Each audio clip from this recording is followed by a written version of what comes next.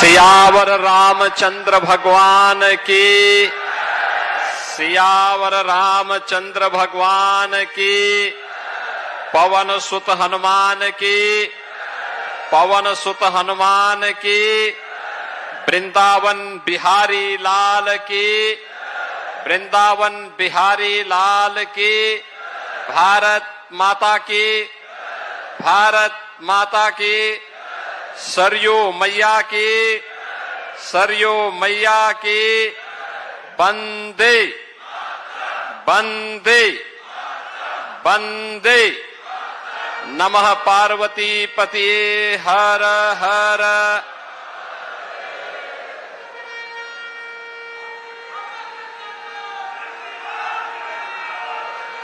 दरियाबाद और रामनगर विधानसभा क्षेत्रों की सैकड़ों करोड़ रुपए की परियोजनाओं के लोकार्पण और शिलान्यास के लिए आयोजित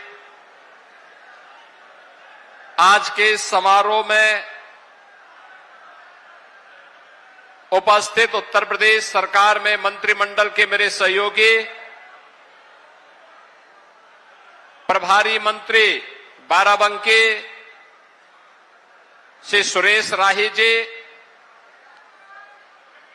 दरियाबाद के लोकप्रिय विधायक प्रदेश सरकार में मंत्रिमंडल के मेरे सहयोगी श्री सतीश चंद्र शर्मा जी, उत्तर प्रदेश अनुसूचित जाति जनजाति आयोग के अध्यक्ष पूर्व सांसद श्री बैजनाथ रावत जी, जिला पंचायत अध्यक्ष श्रीमती राजरानी रावत जी, भारतीय जनता पार्टी के क्षेत्रीय अध्यक्ष श्री अवधेश द्विवेदी जी, विधान परिषद के माननीय सदस्य श्री अंगद कुमार सिंह जी, अवनीश कुमार सिंह जी, माननीय विधायक श्री साकेंद्र वर्मा जी, माननीय विधायक श्री दिनेश रावत जी,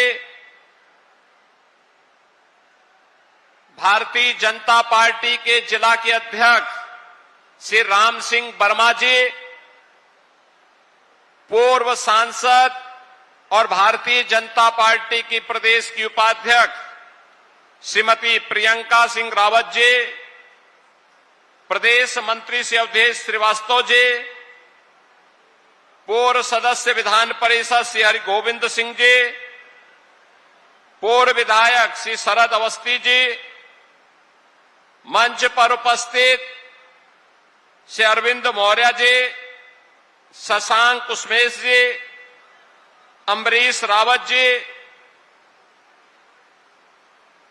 रामकुमारी मौर्य जी, ब्लॉक प्रमुखगण रत्नेश सिंह जी, संजय तिवारी जी, आकाश पांडे जी, श्रीमती लकी सिंह जी, जगदीश गुप्ता जी, राम शरण पाठक जी, भारी संख्या में उपस्थित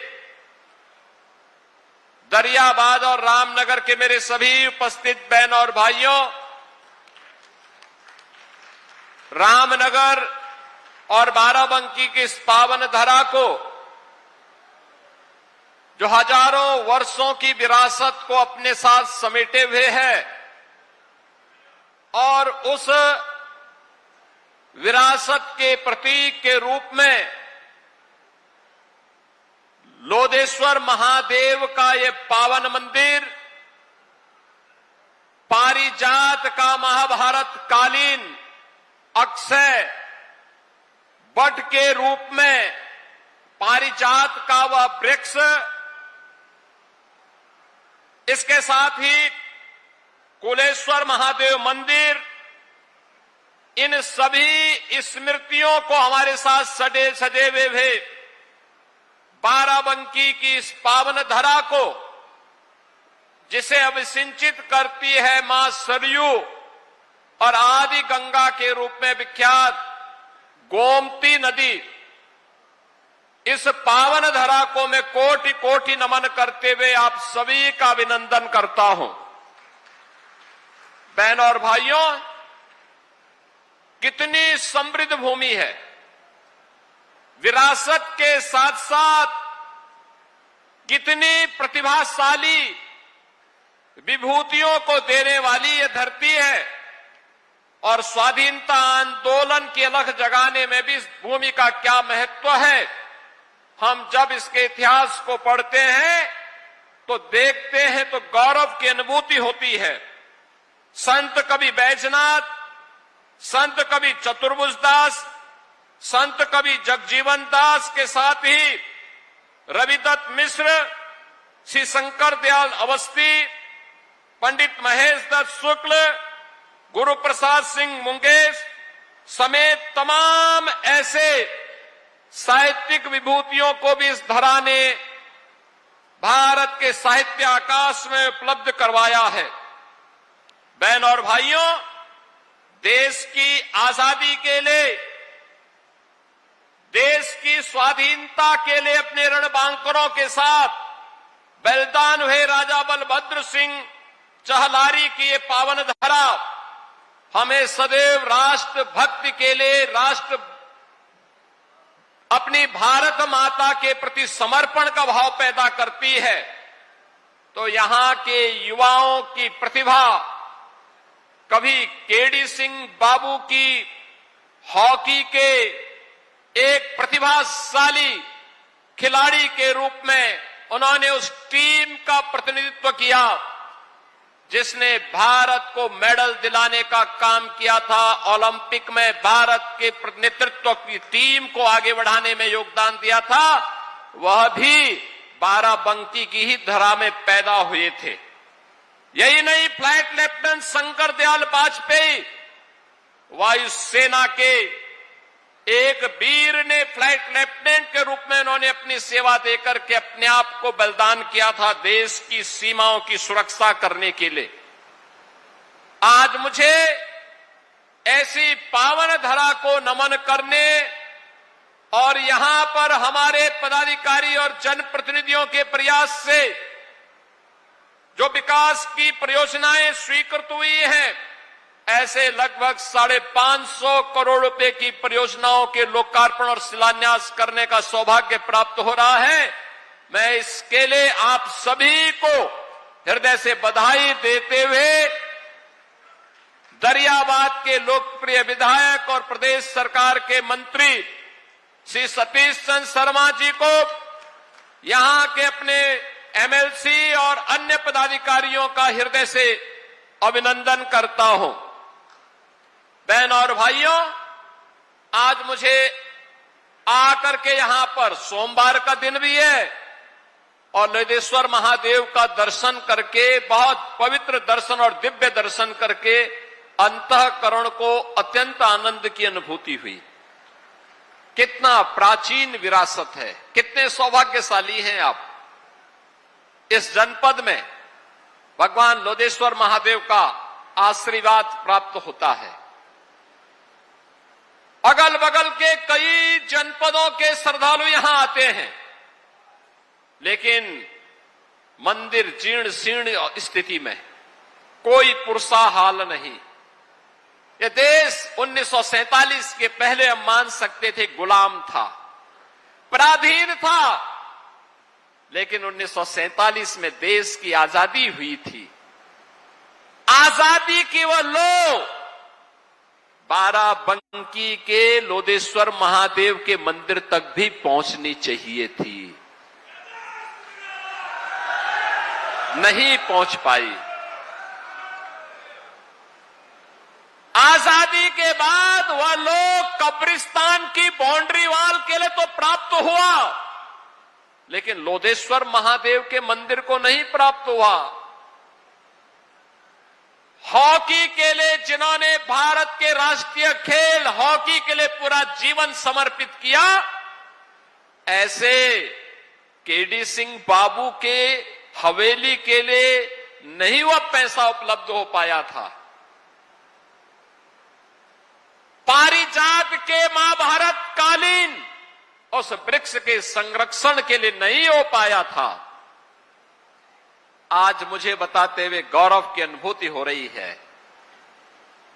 बहन और भाइयों, हमने भारत के विरासत के प्रतीक बाराबंकी की पहचान भगवान लोधेश्वर महादेव के इस पवित्र मंदिर के कॉरिडोर के लिए भी धनराशि स्वीकृत कर दी है। और आज मैंने देख करके अत्यंत आनंद की अनुभूति हुई, कितना भव्य कॉरिडोर बन रहा है काशी विश्वनाथ धाम की तर्ज पर।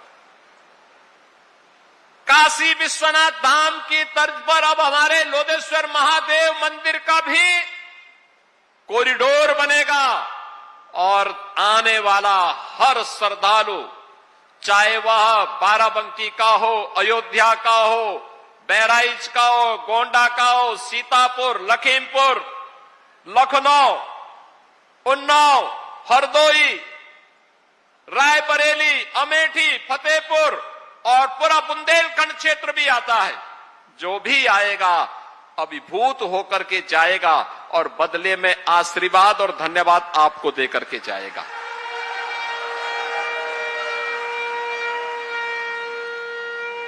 आप सरकार का सहयोग कर रहे हैं, सरकार का गठन कर रहे हैं, सरकार कार्य कर रही है और धन्यवाद भी आप भी प्राप्त करेंगे। बहनों और भाइयों, यही काम तो हमारी सरकार ने किया है। अभी हम गोला गोकर्णनाथ में भी ऐसा ही भव्य कॉरिडोर का निर्माण कर रहे हैं, भव्य कॉरिडोर।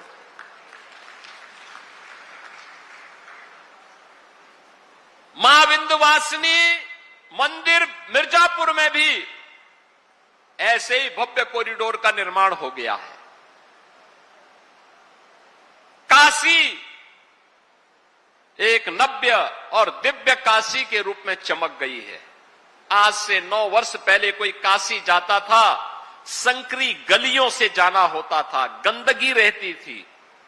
आज काशी जाएंगे, भव्य और नव्य काशी के रूप में, दिव्य काशी के रूप में दर्शन होते हैं। अंतःकरण से जो भी आता है देश भर से, हम लोगों को भी 2 शब्द धन्यवाद का देकर के जाता है। कितना भव्य दर्शन कर हुआ है भगवान का। आज अयोध्या कोई आता है, अभिभूत होकर के जाता है। पूरे उत्तर प्रदेश वासियों को धन्यवाद प्राप्त होता है। उत्तर प्रदेश वासी देश के अंदर कहीं जाते हैं, आज उसे सम्मान प्राप्त होता है। जब कोई स्पोर्ट्स पर्सन देश भर का या खास तौर पर हॉकी का कोई खिलाड़ी, हॉकी में 36 वर्ष के बाद भारत की टीम ने ओलंपिक में मेडल जीता। उससे पहले केडी सिंह बाबू और मेजर ध्यानचंद जी के समय में ही भारत लगातार 3 बार ओलंपिक में मेडल जीता था, लगातार 3 बार गोल्ड मेडल जीता था। बहनों और भाइयों, कोई भी जब देखेगा कितना दुख हुआ था लोगों को जब समाजवादी पार्टी के समय में हॉकी के इस महान खिलाड़ी ने, जिसने पूरा जीवन भारत के राष्ट्रीय खेल हॉकी के लिए समर्पित किया था, और कितना हृदय विदारक क्षण था जब उनकी हवेली बिकने की नौबत आई थी। तब हमारी सरकार आई थी, हमने कहा केडी सिंह बाबू की हवेली बिकेगी नहीं, सरकार उसका पैसा चुकाएगी और केडी सिंह बाबू की स्मृति को हम पुनर्जीवित करेंगे। हर युवा के लिए एक प्रेरणा है, हर भारतीय के लिए एक प्रेरणा है। आपने कल देखा होगा रात्रि को जब फीफा का स्पेन और अर्जेंटीना का मैच चल रहा था, क्या लोगों में जज्बा था। 2 देश लड़ रहे थे, एक दक्षिण अमेरिका का अर्जेंटीना है और एक यूरोप का देश है स्पेन। दोनों टीमों के बीच संघर्ष चल रहा था, खूब लड़ाई दी जा रही थी फुटबॉल के लिए, और कैसे उनके समर्थक अभिभूत हो रहे थे। मैच हो रहा था अमेरिका में, न्यू जर्सी में मैच चल रहा था। मैं देख रहा था लोगों के उस जज्बे को। ऐसे ही हॉकी जब चलती है, पूरे भारत की निगाहें स्वतः स्फूर्त भाव के साथ उसमें लगती हैं, क्योंकि भारत का खेल है और इसको नई ऊंचाई प्रदान की थी मेजर ध्यानचंद जी ने और केडी सिंह बाबू की जोड़ी ने। एक नई ऊंचाई दी थी। और केडी सिंह बाबू की हवेली बिक जाए, ये कैसे हम स्वीकार कर सकते थे? हमने कहा नहीं, केडी सिंह बाबू की हवेली का पैसा हम चुकाएंगे और केडी सिंह बाबू के म्यूजियम का निर्माण हम वहां पे करेंगे। बहनों और भाइयों, जब अच्छी सरकार आती है तो अच्छी सरकार ऐसे ही कार्यों को करके आगे बढ़ती है। विरासत, ये विरासत सनातन धर्म की पहचान है, याद रखना।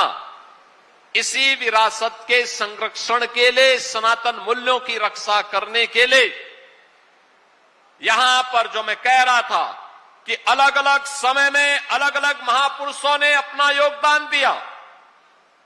राजा बलभद्र सिंह चलारी जी ने भी अपना बलिदान इसी बात को लेकर के दिया था। देश की आजादी के लिए अपने रणबांकुरों के साथ उन्होंने ब्रिटिश हुकूमत की चूने हिला दी थी। मात्र बांदा में हम लोगों ने मेडिकल कॉलेज का निर्माण किया है। औरैया में लोकमाता अहिल्याबाई होलकर के नाम पर एक गवर्नमेंट मेडिकल कॉलेज का निर्माण किया है।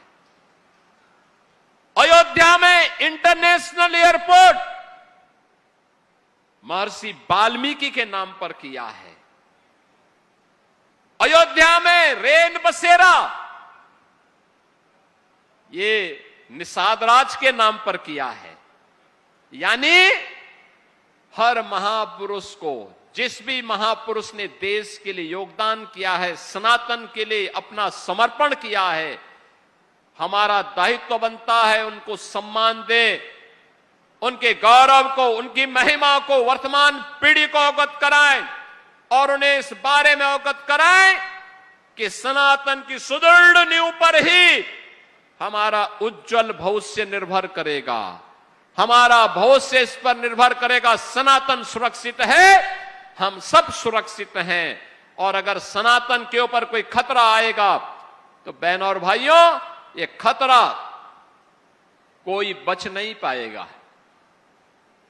ये जो बांटने वाले लोग हैं ना, ये सपा कांग्रेस के नाम पर जितने भी नमूने हैं, याद करना, जब आपके ऊपर संकट आता है सबकी बोलती बंद हो जाती है, ये सबका मुंह बंद हो जाता है, कोई बोलेगा नहीं। और यही कारण था, पैसा आपका, लेकिन वो पैसा खर्च होता था कब्रिस्तान की बाउंड्री वाल के नाम पर। महादेवा के लिए पैसा नहीं मिलता था, अयोध्या के लिए पैसा नहीं मिलता था। महाराज सोहेलदेव के नाम पर, महाराज बिजली पासी के नाम पर, महाराज लाखन पासी के नाम पर, वीरांगना उदा देवी पासी के नाम पर, वीरांगना अवंतीबाई लोधी के नाम पर, वीरांगना झलकारी बाई कोरी के नाम पर, लोक माता अहिल्याबाई होलकर के नाम पर, या काशी विश्वनाथ धाम के नाम पर, या गोला गोकर्ण के नाम पर कोई पैसा नहीं प्राप्त होता था, कोई पैसा नहीं मिलता था। इसको वे सांप्रदायिक कहते थे। कब्रिस्तान की बाउंड्री वाल बनाना उनके लिए यह धर्मनिरपेक्षता का एक मानक बन गया था। लेकिन कावड़ यात्रा पे रोक लगा देना, जन्माष्टमी के आयोजन को प्रतिबंधित कर देना, रामनवमी के शोभा यात्रा को रोक देना, दुर्गा पूजा के पंडालों को प्रतिबंधित करना, इसको वे धर्मनिरपेक्षता का मानक मानते थे, उसका स्टैंडर्ड मानते थे कि धर्मनिरपेक्ष वही है जो ये काम करेगा। हमें ऐसे धर्मनिरपेक्षता को खाड़ फेंक करके सनातन की सुदृढ़ भूमि पर एक सुरक्षित भारत के निर्माण की दिशा में आगे बढ़ना पड़ेगा। एक सुरक्षित भारत के लिए कार्य करना पड़ेगा। और जो लोग धर्मनिरपेक्षता के नाम पर सनातन को अपमानित करते थे, ये वही लोग थे, ये वही लोग थे। एक और आपको अपमानित करते थे, आपके पर्व और त्योहार के पहले उपद्रव करते थे, अराजकता फैलाते थे, और दूसरी तरफ अपने गुर्गों से अवैध वसूली करवाते थे। यानी उन्होंने कोई निवेश तो किया नहीं, क्योंकि अराजकता थी, कर्फ्यू था, दंगा था। तो वे लोग क्या करते थे, गांव-गांव में, शहर-शहर में उन्होंने कट्टा और बम बनाना शुरू करा दिया। उस कट्टे और बम से फिर व्यापारी लूटा जाता था, बेटी की इज्जत के साथ खिलवाड़ होता था। और आज कट्टा और बम नहीं, अब तो लखनऊ में ब्रह्मोस मिसाइल बन रही है। ब्रह्मोस मिसाइल एक बार जब दागा जाता है ना, तो पाकिस्तान से लेकर के उसके आका तक सबकी नींद उड़ जाती है और सब बाप बाप कह करके चिल्लाते हुए दिखाई देते हैं। यह है आज के भारत की ताकत। आज ब्रह्मोस मिसाइल बन रही है। आज डिफेंस मैन्युफैक्चरिंग कॉरिडोर का एक नया केंद्र यूपी बन गया है। अब बेटी भी सुरक्षित है और व्यापारी भी सुरक्षित है, तो बड़े बड़े निवेश आ रहे हैं और यूपी के नौजवानों को यूपी के अंदर ही काम भी मिल रहा है, नौकरी मिल रही है। सरकार का पहले के सिद्धांत है, स्पष्ट सिद्धांत है। पहले दिन ही हमने कह दिया था कि सरकार बिना भेदभाव के कार्य करेगी, किसी के साथ भेदभाव नहीं करेगी। गरीब के लिए, दलित के लिए, वंचित के लिए, किसान के लिए, महिलाओं के लिए, समाज के उस प्रत्येक तबके के लिए सरकार कार्य करेगी, बिना भेदभाव के कार्य करेगी। प्रधानमंत्री मोदी जी का सबका साथ, सबके विकास के मंत्र को हम लोगों ने जमीनी धरातल पर उतारा है। लेकिन हम लोगों ने यह भी कहा कि कोई उपद्रव करेगा, बेटी और व्यापारी की इज्जत के साथ खिलवाड़ करेगा, तो दो ही जगह होगी, या जेल जगह होगी या जहन्नुम जगह होगी। इसके अलावा तीसरी कोई जगह नहीं होगी। बहनों और भाइयों, आज उसी का परिणाम है। आप अब यूपी के बाहर कहीं जाएंगे, आज से 9 वर्ष पहले जाते थे, लोग आपको शक की निगाह से देखते थे, संदेह करते थे, आपसे 10 कदम दूरी बनाते थे। यूपी के लोगों के सामने, यूपी के नौजवानों के सामने पहचान का संकट खड़ा किया था एक कांग्रेस और समाजवादी पार्टी के लोगों ने। आज मैं कह सकता हूं, यूपी का नौजवान, यूपी का कोई नागरिक यूपी के बाहर जाता है और सामने वाले को अगर आप अपनी पहचान दे देते हैं कि मैं उत्तर प्रदेश से हूं, मैं बाराबंकी से हूं, मैं अयोध्या से हूं, मैं लखनऊ से हूं, अगर आप कह देंगे, सामने वाले के चेहरे पर चमक दिखती है। और जो पहले 10 कदम पीछे भागता था, वह उसकी इच्छा होती कि 10 कदम आगे चल करके वो आपको गले से मिल ले। यह है सम्मान आज का। ये पहचान का संकट खड़ा करने वाले लोग कौन थे? यही समाजवादी पार्टी है जो बांट रही है, जाति जाति को लड़ा रही है। यही समाजवादी है। बेटी की सुरक्षा के लिए यही सपाई खतरे बने हुए थे। और उस समय कहावत ही चल पड़ी थी कि देख सपाई बिटिया घबराई। बहनों और भाइयों, याद रखना, नए लोगों को बताइए इनकी गुंडागिर्दी के बारे में, इनके उपद्रव के बारे में, इनकी अराजकता के बारे में, इनके द्वारा विकास के कार्यों में लूट के बारे में।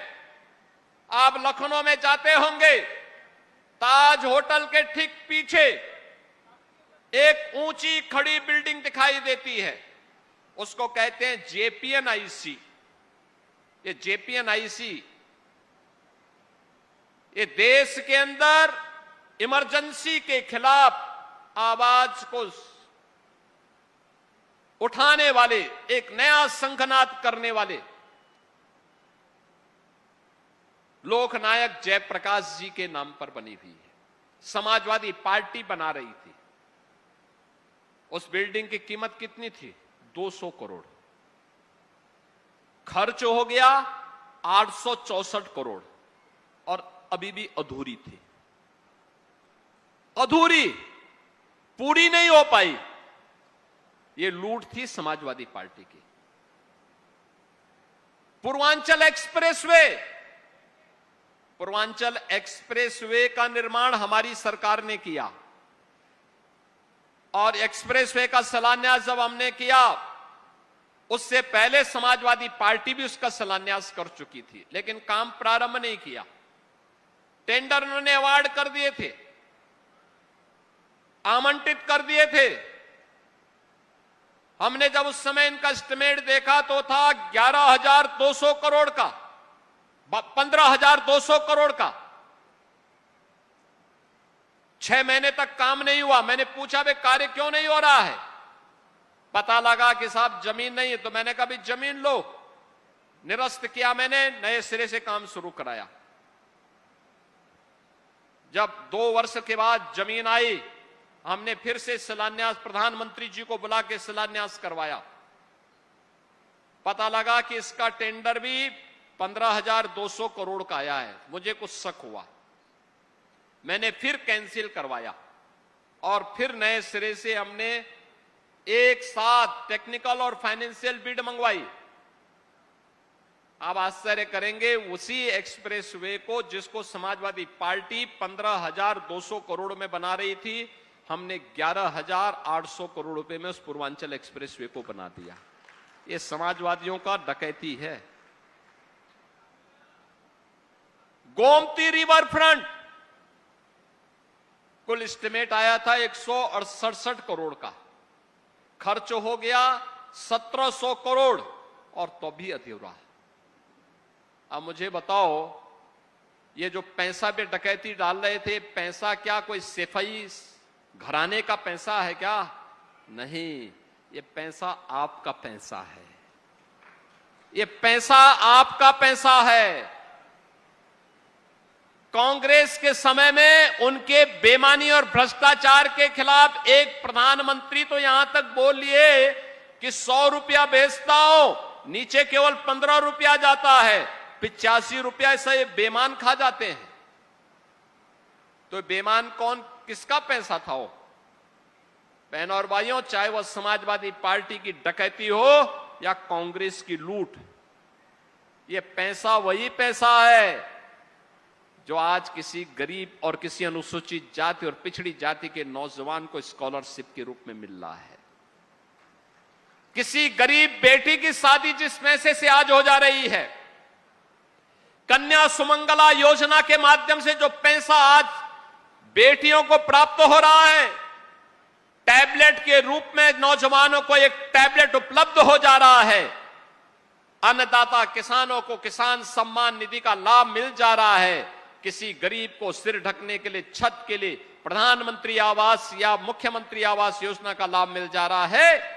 ये वही पैसा है जो हर गरीब को 5 लाख रुपए की स्वास्थ्य बीमा के रूप में भी प्राप्त हो जा रहा है। और इसी पैसे पे तो ये डकैती डालते थे, जिसको डबल इंजन की सरकार ने प्रधानमंत्री मोदी जी के नेतृत्व में मजबूती से रोका और कहा नहीं, एक गरीब का पैसा, एक किसान का पैसा, एक महिला का पैसा, एक युवा का पैसा, एक दलित का पैसा, एक पिछड़े का पैसा उसको मिलना चाहिए, जरूरतमंद का पैसा उसको मिलना चाहिए। आज उसी पैसे को हम लोगों ने लूट से बचा करके आपके खाते में पहुंचाने का काम किया है। ये जो विकास हो रहा है, ये जो कॉरिडोर बन रहा है भगवान लोधेश्वर महादेव का, ये वही पैसा है जो पैसा पहले ये लोग कब्रिस्तान के नाम पर डाइवर्ट करते थे। हमने उसका मुंह केवल घुमा दिया। हमने कहा उधर नहीं, ये पैसा इधर आना चाहिए, ये पैसा इधर आना चाहिए। भगवान लोधेश्वर महादेव का कॉरिडोर बनेगा तो भगवान लोधेश्वर महादेव की कृपा से बाराबंकी विकास करेगा। युवाओं की नौकरी पे सेफई सिंडिकेट का कब्जा था, नीलामी होती थी नौकरी। आज तो मुझे अच्छा लगता है जब मैं लखनऊ में नियुक्ति पत्र वितरित करता हूं तो बाराबंकी का नौजवान में भी, पुलिस में भी भर्ती होता है। Uttar Pradesh public service commission में एसडीएम भी बनता है, डिप्टी एसपी भी बनता है। केडी सिंह बाबू की विरासत को आगे बढ़ाने के लिए स्पोर्ट्स कोटे से भी नौकरी मिलती है। हर एक स्तर पर आज बाराबंकी आगे बढ़ रहा है। प्रगतिशील किसानों की एक लंबी श्रृंखला भी बाराबंकी ने दी है और प्रधानमंत्री जी ने उसको एप्रिशिएट करते हुए कैसे पद्म पुरस्कार बाराबंकी के ही श्री राम शरण वर्मा जैसे प्रगतिशील किसानों को प्राप्त होता है। बहन और भाइयों, इसी की तो कमी थी पहले, इसी की कमी थी। ये लोग आज भले ही कुछ बोले, लेकिन इनका वास्तविक चरित्र सनातन विरोधी है। इनके कार्य डकैती डालने जैसे हैं। जनता के हक पर, विकास की परियोजनाओं पर ये लोग डकैती डालने का काम करते थे और इनके कारनामे ऐसे थे जो उत्तर प्रदेश वासियों के सामने पहचान का ही संकट खड़ा कर देते थे। आज यूपी आगे बढ़ रहा है। बॉटम 3 से टॉप 3 इकोनॉमी के रूप में यूपी आगे बढ़ा है। आज आप देखते होंगे, प्राकृतिक आपदा आती है, बाढ़ आती है, सरयू मैया में पानी आता है, लेकिन बाढ़ बचाव के पुख्ता उपाय किए जा रहे हैं। अस्थायी समाधान की तरफ हम जा रहे हैं। गोमती आदि गंगा के रूप में मां गोमती के सुंदरीकरण और उसके पुनरुद्धार के कार्य को आगे बढ़ाया जा रहा है। और जो मैंने पहले भी कहा, स्टेट कैपिटल रीजन के रूप में बाराबंकी के जो दोनों हाथों में लड्डू है, एक तरफ लखनऊ है और दूसरी तरफ अयोध्या है, तो दोनों के बीच में बाराबंकी अपनी एक नई पहचान के साथ विकास आपका कोई रोक नहीं सकता है, कोई रोक नहीं सकता है। जो विकास लखनऊ तक आएगा वो बाराबंकी तक जरूर आएगा, और जो अयोध्या आएगा वह बाराबंकी तक जरूर आएगा। आप सबसे मेरी अपील है, याद रखना, ये कांग्रेस और ये समाजवादी पार्टी ये विरासत के विरोधी भी है और विकास के भी धुर विरोधी है। इनको इससे कोई लेना देना नहीं है। ये गांव के विरोधी हैं, गरीब के विरोधी हैं, किसानों के विरोधी हैं, नौजवानों के विरोधी हैं और महिलाओं के तो जन्मजात विरोधी हैं। इन लोगों से सतर्क रहने की आवश्यकता है। सतर्क रहेंगे तो हमेशा सुरक्षित रहेंगे, और नहीं तो आप देखते होंगे ना कि जैसे ही इनसे कोई सटेगा तो खतरा उतना ही बढ़ेगा।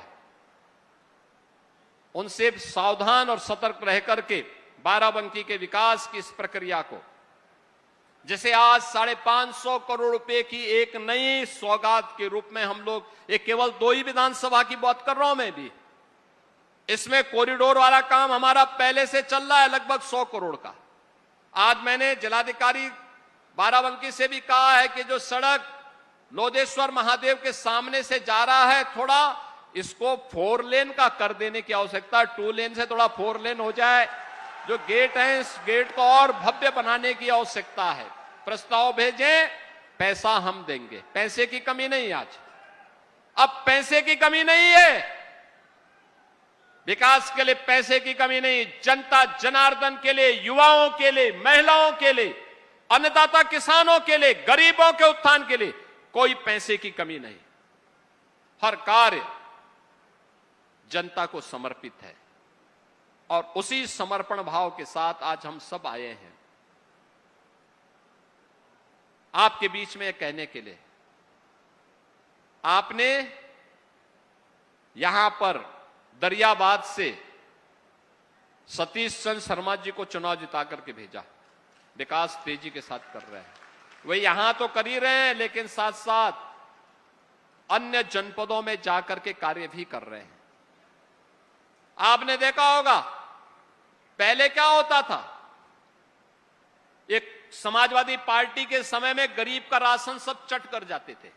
हम लोग आए तो मैंने उनको खाद्य मंत्री ही बनाया, और खाद्य मंत्री के रूप में जब उन्होंने काम करना प्रारंभ किया, आज आप देखते होंगे हर गरीब का राशन गरीब तक पहुंच जाता है।